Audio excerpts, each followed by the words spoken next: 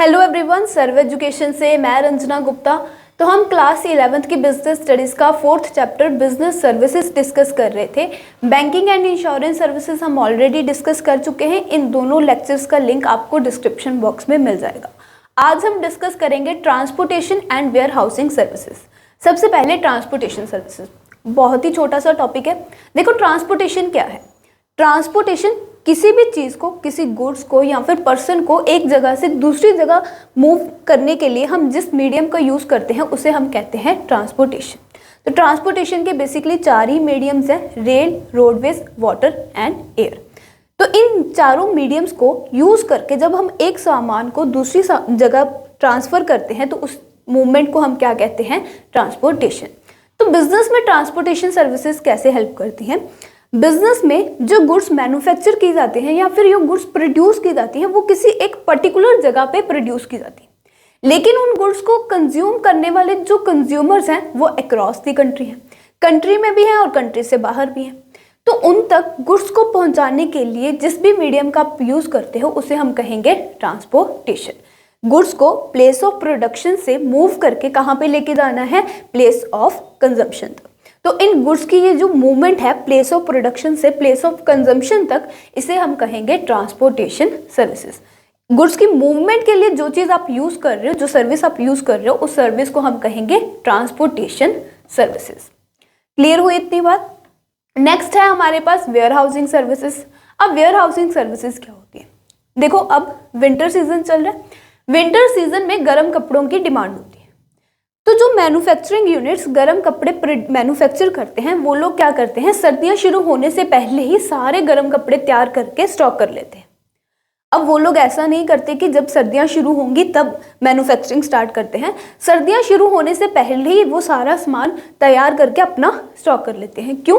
ताकि जब सर्दियां स्टार्ट हों और कंज्यूमर्स गर्म कपड़ों की डिमांड करें तो वो उनकी डिमांड को पूरा कर सके। तो जब वो सामान पहले ही तैयार करके रख रहे हैं, अपने गर्म कपड़ों का स्टॉक जो है वो पहले ही तैयार करके रख रहे हैं, सर्दियां आने तक उन स्टॉक को वैसे ही मेंटेन करने के लिए जिस जगह पे वो स्टॉक स्टोर करेंगे उस जगह को हम कहेंगे वेयर हाउस। अब अगर सारा सामान ऐसे ही खुला पड़ा रहेगा तो खराब हो सकता है। तो उनको प्रॉपरली किसी जगह पे, सेफ जगह पे, जहाँ पर उनकी क्वालिटी मेंटेन रह सके, हमें स्टोर करना पड़ेगा।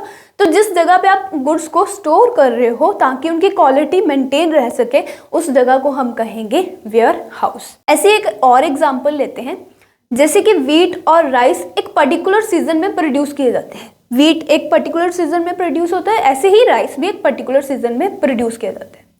तो वो मैन्युफैक्चरिंग यूनिट्स जो वीट और राइस को as a raw material use करते हैं, उन्हें वीट और राइस पूरा साल अवेलेबल नहीं होंगे, इसीलिए वो लोग क्या करते हैं, उन्हें स्टोर करके रखते हैं। तो ऐसे ही जिस जगह पे वीट और राइस स्टोर किए जा रहे हैं ताकि वो खराब ना हो, उस जगह को हम क्या कहेंगे, वेयर हाउस। तो वेयर हाउस बेसिकली एक पर्टिकुलर जगह, जिस जगह पे आप अपनी गुड्स को या फिर रॉ मटेरियल को स्टोर करके रख रहे हो, उसे हम कहेंगे वेयर हाउस। क्लियर हुई इतनी बात। अब देखो, वेयर हाउसिंग का मेन जो फंक्शन है वो है स्टोरिंग ऑफ गुड्स, कि वेयर हाउसिंग हमें गुड्स स्टोर करने की फैसिलिटी प्रोवाइड करता है। लेकिन वेयर हाउस अकेला हमें गुड्स स्टोर करने की ही फैसिलिटी प्रोवाइड नहीं करता, और भी बहुत सारी फंक्शंस जो हैं वो वेयर हाउस परफॉर्म करता है। वन बाय वन हम सभी फंक्शंस को डिस्कस करेंगे। सबसे पहला फंक्शन है वेयर हाउसिंग का कंसोलिडेशन। कंसोलिडेशन फंक्शन में क्या होगा, फॉर एग्जाम्पल कि एक वेयर हाउस है, उस वेयर हाउस में ए सप्लायर से भी सामान आ रहा है, बी सप्लायर से भी सामान आ रहा है, सी सप्लायर से भी सामान आ रहा है। जब अलग अलग सप्लायर्स का सामान इस वेयर हाउस में आ जाएगा तो ये वेयर हाउस क्या करेगा, उस सामान को एक साथ इकट्ठा शिप करके, ट्रांसपोर्ट करके कस्टमर तक पहुंचा देगा। कंसोलिडेशन फंक्शन में क्या है वेयर हाउसिंग की, कि वेयर हाउस में अलग अलग सप्लायर से सामान आ रहा है, वो उन सभी सप्लायर्स का सामान एक साथ इकट्ठा पैक करके वो क्या करेंगे, कस्टमर्स तक उसे ट्रांसपोर्टेशन करेंगे। तो जब वेयर हाउस में अलग अलग सप्लायर से सामान आ रहा है और उस सामान को हम एक कस्टमर तक पहुंचा रहे हैं, पर्टिकुलर कस्टमर तक, इस फंक्शन को कहते हैं कंसोलिडेशन। अब ऐसे ही इसका एक उल्टा नेक्स्ट फंक्शन है ब्रेक द बल्क। अब ब्रेक द बल्क में क्या होगा, वेयर हाउस है, उस वेयर हाउस में किसी एक मैन्युफैक्चरिंग यूनिट से सामान आ रहा है, उस मैन्युफैक्चरिंग यूनिट से जो सामान आ रहा है उसे हम स्मॉल क्वांटिटीज में डिवाइड करके अलग अलग कस्टमर्स तक अगर पहुंचा रहे हैं तो उस फंक्शन को हम कहेंगे ब्रेक दी बल्क। कंसोलिडेशन में अलग अलग मैन्युफैक्चरिंग यूनिट से सामान आ रहा था और उस सामान को हम पर्टिकुलर कस्टमर तक पहुंचा रहे थे। ब्रेक दी बल्क में एक मैन्युफैक्चरिंग यूनिट से सामान आ रहा है और उसको डिवाइड करके ब्रेक करके उस सामान को हम अलग अलग कस्टमर्स तक पहुंचाने का काम कर रहे हैं। क्लियर हुए 2 पॉइंट्स। नेक्स्ट है स्टॉक पाइलिंग। स्टॉक पाइलिंग जो मैंने अभी आपको विंटर सीजन की एग्जांपल दी, जब सीजनल फैक्टर होता है, जैसे विंटर सीजन है तो जो मैन्युफैक्चरिंग यूनिट्स गर्म कपड़े मैन्युफैक्चर कर रहे हैं उन्हें लार्ज क्वांटिटी में अपना स्टॉक स्टोर करके रखना पड़ेगा। तो लार्ज क्वांटिटी में स्टोर करने की फैसिलिटी भी हमें वेयर हाउस प्रोवाइड करता है। स्टॉक पाइलिंग का सिंपल सा मतलब है अकमुलेट स्टॉक ऑन लार्ज क्वांटिटी, कि आप लार्ज क्वांटिटी में स्टॉक इकट्ठा करके रख रहे हो। तो वेयर हाउस हमें लार्ज क्वांटिटी में भी सामान इकट्ठा करने की फैसिलिटी प्रोवाइड करता है। नेक्स्ट पॉइंट है वैल्यू एडेड सर्विसेज।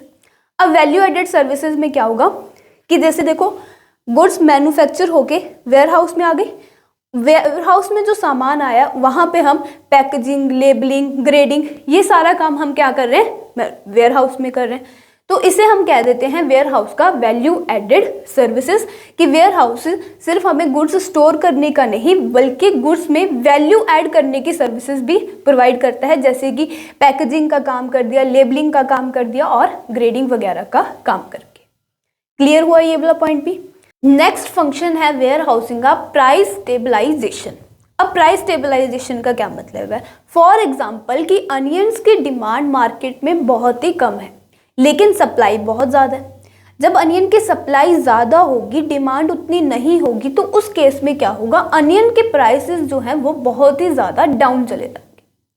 तो इस सिचुएशन को बैलेंस करने के लिए, प्राइसेस को वापस से स्टेबल करने के लिए वेयर हाउसेज यहाँ पे प्राइस स्टेबलाइजेशन फंक्शन परफॉर्म करेगा। अब इस फंक्शन में होगा क्या कि जो अनियन की एक्सेस सप्लाई है मार्केट में, वेयर हाउस उस एक्सेस सप्लाई को वापस लेके अपने पास स्टोर करके रख लेगा। तो इससे क्या होगा, डिमांड और सप्लाई क्या हो जाएंगे, बैलेंस हो जाएंगे। जब डिमांड और सप्लाई बैलेंस हो जाएंगे तो प्राइसेस भी क्या होंगे, वापस से स्टेबल हो जाएंगे।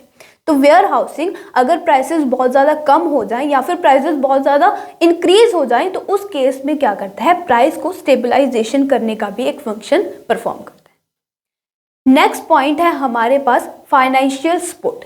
अब फाइनेंशियल सपोर्ट कैसे प्रोवाइड करता है वेयर हाउस हमें? फॉर एग्जाम्पल जैसे हम बैंक से लोन लेने जाते हैं, तो बैंक से लोन लेने के लिए हम क्या करते हैं, अपनी कुछ ना कुछ चीज़ बैंक के पास एज अ सिक्योरिटी रख लेते हैं। जैसे कि फॉर एग्जांपल अगर आपको बैंक से लोन लेना है तो आप जैसे अपना घर या फिर कार, कोई भी चीज़ बैंक के पास एज अ सिक्योरिटी रख रहे हो और उसके बदले में बैंक आपको पैसे दे रहा है। तो ऐसे ही वेयर हाउसिंग भी हमें फाइनेंशियल सपोर्ट प्रोवाइड करता है।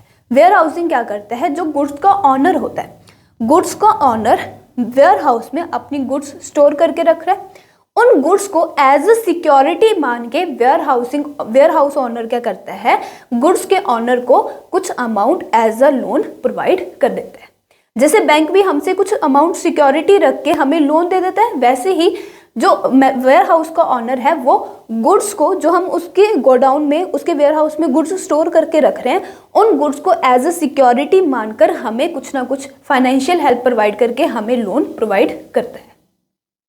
तो स्टोरिंग के अलावा ये कुछ और फंक्शंस हैं जो वेयर हाउस परफॉर्म करता है, जैसे कि consolidation, break the bulk, stockpiling, value added services, price stabilization and last is financial support भी वेयर हाउस हमें प्रोवाइड करता है। तो होप आपको क्लियर हुआ होगा। अब लास्ट टॉपिक है हमारे पास टाइप्स ऑफ वेयर हाउसेस, कि वेयर हाउसेस कितने तरह के होते हैं। तो 5 तरह के वेयर हाउसेस होते हैं: private warehouse, public warehouse, bonded warehouse, government warehouse and last is cooperative warehouses. तो सबसे पहले समझते हैं private warehouse. Private warehouse क्या होगा? फॉर एग्जाम्पल कि मोहन का वुलन क्लोथ्स मैन्युफैक्चरिंग प्लांट है। अब उन क्लोथ्स को स्टोर करने के लिए मोहन को एक वेयर हाउस चाहिए, तो उसने क्या किया, अपना एक पर्सनल वेयर हाउस परचेज किया और उसमें वो सारे गुड्स स्टोर करता है।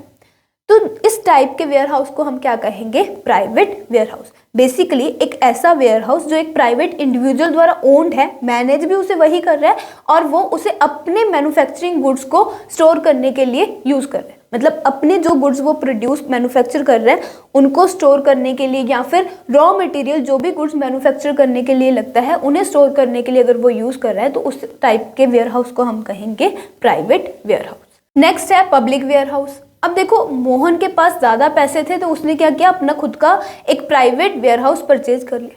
लेकिन जो स्मॉल बिजनेसेस हैं उनके पास इतनी ज़्यादा फंडिंग नहीं होती कि वो अपना वेयर हाउस परचेज कर सके, तो इसके लिए हमारे पास हैं public warehouses. Public warehouses में क्या होता है कि दो चार जो स्मॉल बिजनेसेस हैं वो मिलके अपने गुड्स स्टोर करते हैं और उसके बदले में जो वेयर हाउस का ऑनर होता है उसे एक फी पे कर देते हैं। तो एक ऐसा वेयर हाउस जिसमें पब्लिक मिलके अपनी गुड्स स्टोर कर देती है और उसके बदले में ऑनर को फीस पे कर रही है, उस तरह के वेयर हाउस को हम कहेंगे पब्लिक वेयर हाउस। नेक्स्ट है बॉन्डेड वेयर हाउस। अब बॉन्डेड वेयर हाउस क्या होगा, देखो जब हम गुड्स बाहर से इंपोर्ट करवाते हैं तो उन गुड्स के ऊपर हमें कस्टम ड्यूटी पे करनी पड़ती है। कस्टम ड्यूटी बेसिकली एक इनडायरेक्ट टैक्स है जो हमें इंपोर्टेड गुड्स के ऊपर पे करनी होती है। तो जब तक मैन्युफैक्चरर उन गुड्स के ऊपर कस्टम ड्यूटी पे नहीं कर देता तो तब तक उसे वो गुड्स नहीं मिलती। तो उस टाइम पीरियड तक जब तक हम कस्टम ड्यूटी पे करके गुड्स को रिलीज नहीं करवा लेते, उस टाइम पीरियड पर जिस जगह पे गुड्स स्टोर की जाएंगी उस तरह के वेयर हाउस को हम कहते हैं बॉन्डेड वेयर हाउस। बेसिकली जो गुड्स हम इंपोर्ट करवा रहे हैं उनके ऊपर जब तक हम कस्टम ड्यूटी पे नहीं कर देते तब तक हम गुड्स को रिलीज नहीं करवा सकते, और उस टाइम पीरियड के लिए जिस जगह पे गुड्स स्टोर की जाए ताकि वो खराब ना हो उसको हम कहेंगे bonded warehouse. Fourth warehouse है हमारे पास government warehouse. Government warehouses basically government द्वारा ओन्ड होते हैं, मैनेज भी उन्हें गवर्नमेंट करती है और गवर्नमेंट बेसिकली अपनी गुड्स को स्टोर करने के लिए उन्हें यूज करती है। लास्ट है cooperative warehouses. Cooperative society के भी कुछ वेयर हाउसेस बने होते हैं। तो कोऑपरेटिव सोसाइटी के मेंबर्स जिस जगह पे अपने गुड्स को स्टोर करते हैं उन्हें हम कहते हैं कोऑपरेटिव वेयर हाउसेस।